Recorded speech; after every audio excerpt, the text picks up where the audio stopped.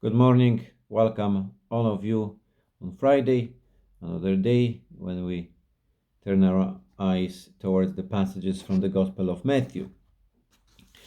Today we have the solemnity of the Most Sacred Heart of Jesus, so most probably the liturgy you will hear different passages from Matthew, further passages from chapter 11. We will stay still in the Sermon of the Mount, chapter 6, and we'll have short passage for today. So let us listen. Do not store up treasures for yourselves on earth, where moth and woodworm destroy them, and thieves can break in and steal. But store up treasures for yourself in heaven, where neither moth nor woodworm destroys them, and thieves cannot break in and steal. For wherever your treasure is, there will your heart be too. The lamp of the body is the eye. It follows that if your eye is clear, your whole body will be filled with light. But if your eye is diseased, your whole body will be darkness. If then the light inside you is darkened, what darkness that will be. The Gospel of the Lord. So we are having another passage. We finished yesterday these aspects of prayer, fasting, and almsgiving as a general introduction or instructions to these realities. And this passage and following what we'll have in the Gospel speak about the maybe a little more concretely,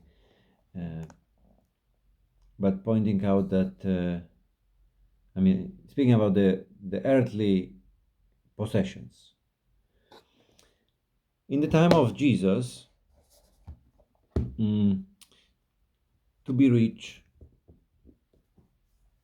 was considered to be blessed by the Lord. The career,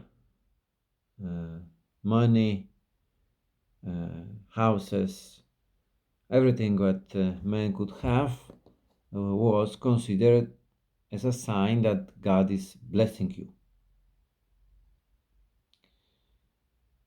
And believe that most probably most of us have that idea of being blessed. And if somebody win a lottery, he's a lucky guy. He's a blessed by the faith. Then the same with education, with good job. We many times consider this as a blessing. We could see already in the beginning of the Sermon of the Mount, at the beginning of chapter 5, that being blessed, being happy in the eyes of faith, in the teaching of Jesus Christ, is something else. And here we have the same kind of explanation, that there's attempts to store up the treasure for ourselves from the earthly possessions, earthly riches, or heavenly one. So Jesus Christ, by putting these two against each other, was a shocking message for those who were listening him in the time when he was saying these words the first time. Because for a person who was following Judaism in that time of Jesus was considered that one is equal, the same as the other. That looking for the blessing, the heavenly blessing, the treasure of heaven, fulfilling all the rules or regulations, the laws, everything that will bring you earthly possessions, will bring you this blessing in the material things. Here Jesus Christ said that there are two different ways. Or someone put his or her heart on seeking this treasure of earth, the earthly riches, possessions, or your heart will be in storing up the treasure in heaven. And saying this, that there is choice, most probably we just try to live our lives to have a little this and a little that, to have comfortable life. So all of us. Most probably we could agree that being merciful, helping the other, sharing is a good thing, but then there I have my own life.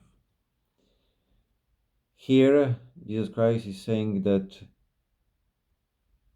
this treasure, which is of this earth, will pass away, will be destroyed. There's the moth and woodworm. I mean, there are these different words, different translation of this passage. Especially the woodworm word is much more, I mean, controversial or richer in meaning, because it can be translated as rust, as something devoured, or in general terms as corrosion, corruption, decomposition. So the word is kind of, in the sense, saying that in that or the other way, the earthly things will pass away. There is an expiration date on everything, on the clothes, on the houses, on the furnitures, on the cars, everything. Everything we have will lose their value. Will lose this value in this life. I mean, we get old, out of fashion, but also will lose the value if we have the perspective of eternal life. Nothing we will take with us. But there is this other treasure in heaven, when it's not threatened by moth or the thieves. And for this we are invited to seek that one. And how I can build up this treasure in heaven?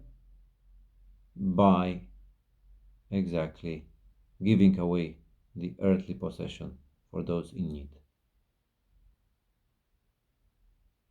In a sense, destroying, this earthly possession, giving away,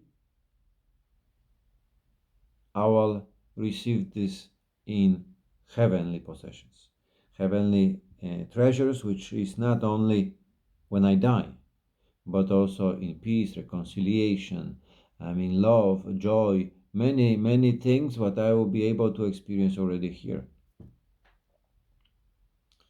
So helping the others, many times we help ourselves. And this is also, reflecting this, one of the Beatitudes. Blessed are the merciful, for they shall obtain mercy. Showing mercy, giving away money, giving away the things of what we possess, what we receive. We receive. And I think it's very, very strong to see that depends, this you have choice, this treasure or this. And to see where our heart is, where I put my heart. To have good job, to have, security, to think that I'll be happier if I have more money, or to seek the relation with Jesus Christ. As today we have this feast of the most sacred heart of Jesus, it is very important that he himself was coming from quite poor family, and his heart was all his love have been given to you and to me. He didn't look for earthly possessions. He didn't look for some recognition of career or titles or, comfort. No. That he came to give his own life totally for you and for me. in his heart there was room only for us, not for the earthly things, for us, for you and for me. So, in order to stir up in our hearts the love for Him and to serve Him alone, God can do that in us to make us free from the earthly possessions so we may really seek the treasure which is in heaven. Have a great day. God bless you.